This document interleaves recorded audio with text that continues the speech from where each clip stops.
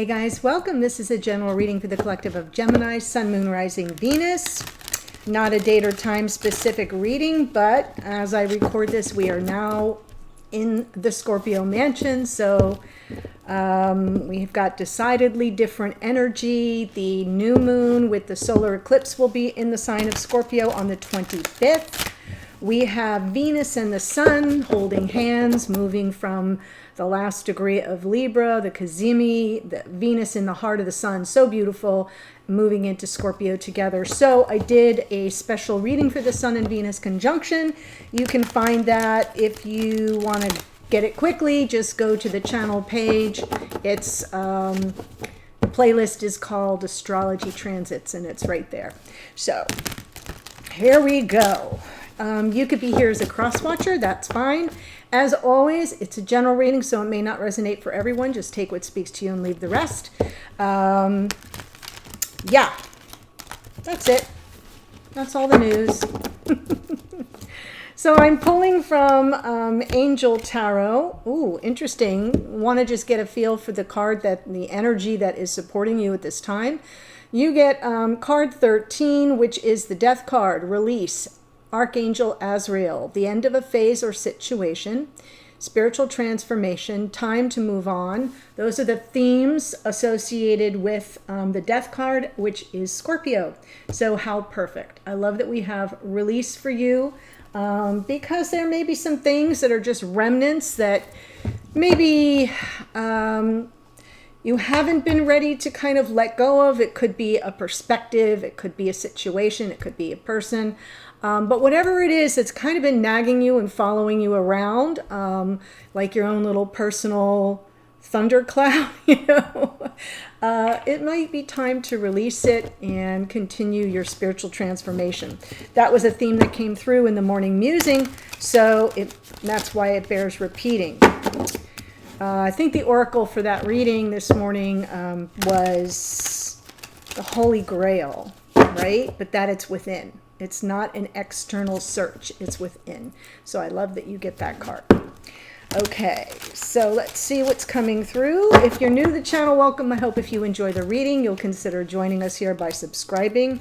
Well, look at this, Ace of Wands. So there's something new here. There's new inspiration, thank you. There's new inspiration, excitement, motivation. What's the challenge around that is that's what you're trying to call in. So there may be some difficulties with manifesting. Underneath though, I love this, in the unconscious awareness, we get the Nine of Wands. The Nine of Wands means on some level, you're not giving up. You're persevering. It's difficult, it's stressful, it's exhausting. But you kind of want to keep going. In the past here, Nine of Pentacles, little Virgo energy there. Yeah, for sort of like on your own, making your way through the world, independent, autonomous. She's a great manifester herself, so we'll keep that in mind since we have this Three of Wands in the challenge position. There it is. So yeah, a strong theme of release, but also transformation. This is coming through. It's what's crowning you, so it's supportive energy, believe it or not. I always like to point out the sun there on the breaking through on the horizon in what would ordinarily be a very difficult setting here. So I also like the white rose there on the flag. It's about peace and purity. So this is an opportunity for a new beginning. You're trying to call it in, but there's something you need to release first. Okay, in the future, wow, we've got the Lovers, so that's a card of choice, representational of twin flame energy, as well as just soul-based connections, soul-based partnerships, always a choice, and it is your card, Gemini. So here's the Gemini. Message from Spirit is Six of Pentacles, some kind of energy where you're both invested to equal degrees. It's a partnership of equals. It's about giving and receiving, generosity of time, energy, resources, spirit, like showing up for each other in general. Hidden energy, Seven of Wands, some resistance there. King of Swords in your hopes and or fears. So the King of Swords in this case, it may be a fear because this person may be a little bit elusive, not real communicative, maybe a little cool and distant, even aloof. But if it's in your hope, then your hope is like, let's rise to the level of something with more integrity and honor and truth. So we'll see which way that flies with the clarifiers. And here we have to release the pain of the past, the regrets of the past, the mistakes of the past. Perfect. That's the energy that I feel we have some release around, the Five of Cups in the future. So let's see.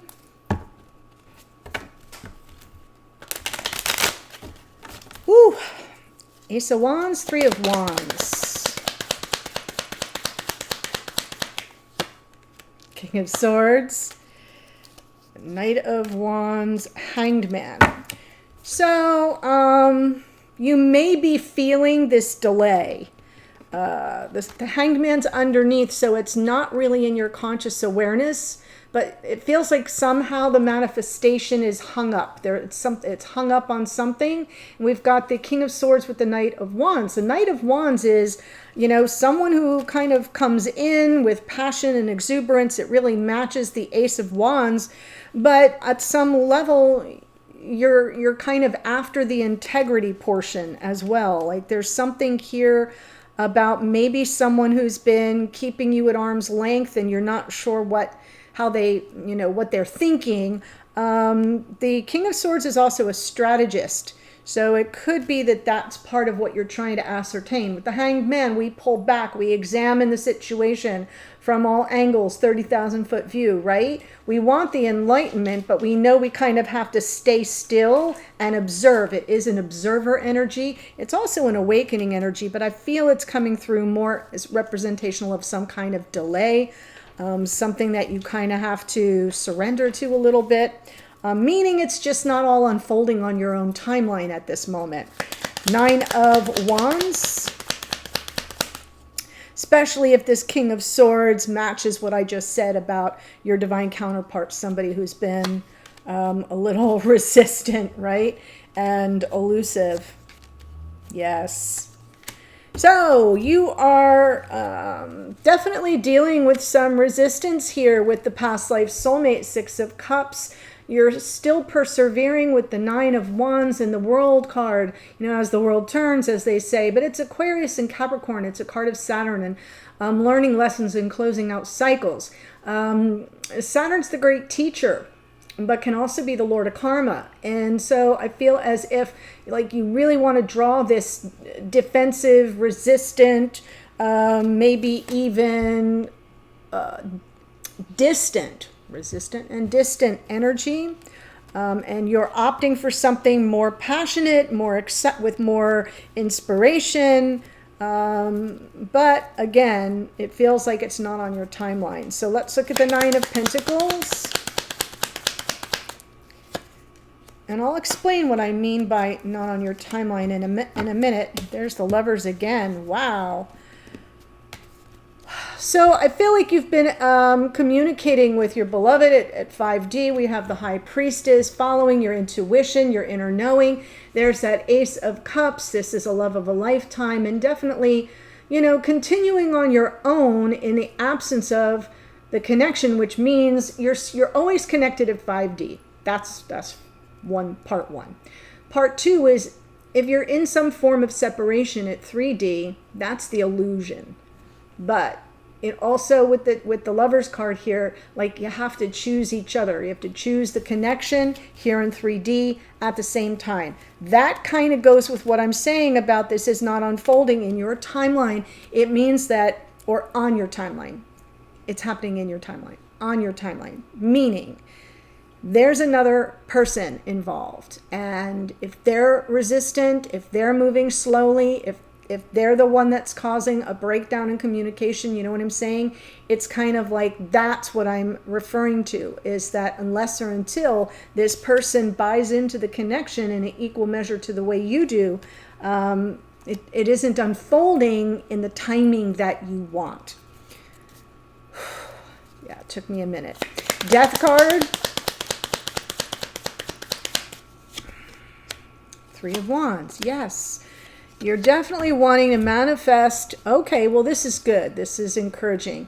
You're wanting to manifest some growth, some change, some transformation, and a release of that energy of someone who hasn't been emotionally available. The double hit of the King of Swords. King of Swords is all mental energy, and like I said, can be distant and aloof and try to keep emotional situations at arm's length. And then we get the King of Cups. The King of Cups underneath just representing their emotional availability, and the Temperance card, exercising some self-control and restraint as you wait for those ships to come in. So what you're waiting for here, what you're trying to manifest, is this person's emotional availability. But something has to kind of die off for something new to be born in its place. And what I'm feeling has to die off is this person's resistance, is the blocks they put up that get in the way of the forward motion. So let's look at the Lovers. King of Wands, Ten of Swords, the Wheel of Fortune. That's what I was just saying. In divine time and divine order. Yes, we're going to get a closing out of a painful cycle here in the near future. The Lovers card, the King of Wands. So it does feel like we've got all the kings here now, except the King of Pentacles. So that's important. That's the one who shows up in 3D. But it feels to me like this is about this person claiming the connection, making the choice, ending the painful cycle. But again, it's unfolding in divine time and order. So that can be part of your frustration. I do see the Nine of Wands, though, as your unconscious awareness that you just have to kind of soldier on and persevere as you're waiting for this to kind of manifest. Six of Pentacles is the message from Spirit. Two of Wands. Again, it's a choice and there's a conflict around it. So Spirit's letting you know here, your heartache is warranted. It's underneath. So it isn't running the show at the time, but there is a conflict here about, as I'm going to say it a third time. You both have to choose the connection. That's part of the Lovers card. The twos, this is a Two of Wands, also a card of choice. You have to be on the same path at the same time. And you both have to kind of invest in the connection. And I feel like there's a breakdown. For some of you, there could be some outside interference, whether it's distance, whether it's another person, whether it's timing, like I've referenced 3 or 4 times now. Whatever that conflict is, it may be coming from an outside source and sort of interfering in the forward progress of the connection. So let's see this Seven of Wands and the hidden energies.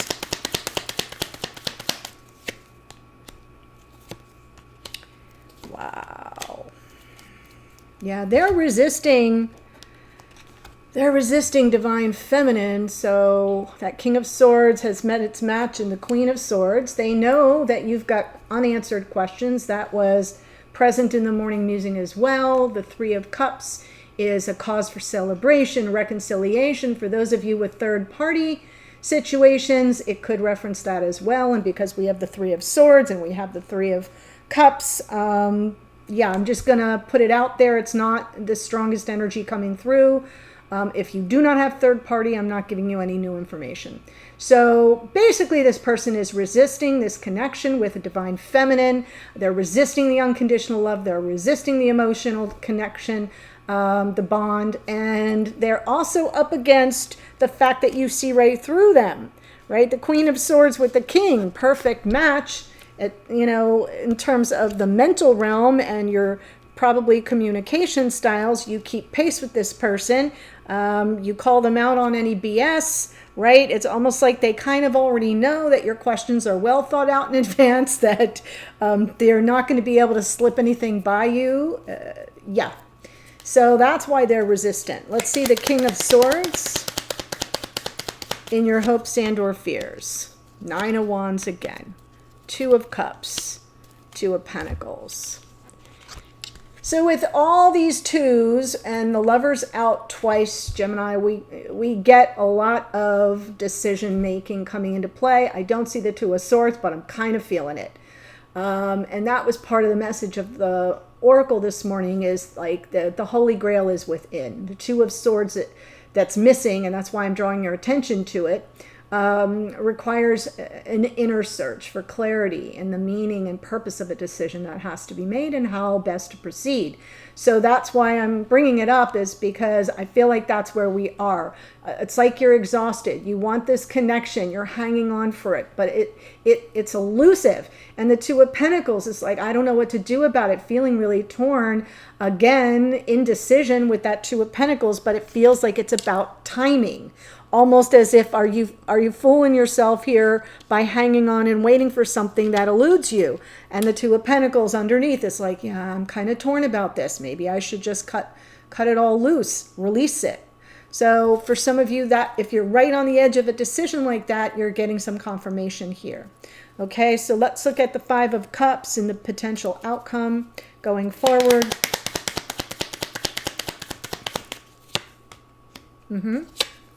Yeah, you got to release this. The Seven of Swords was there this morning as well. And now the last card out is the one I said was missing that I just gave you all that information about. So Spirit's coming in pretty clear, understanding that you're rapidly approaching a crossroads moment.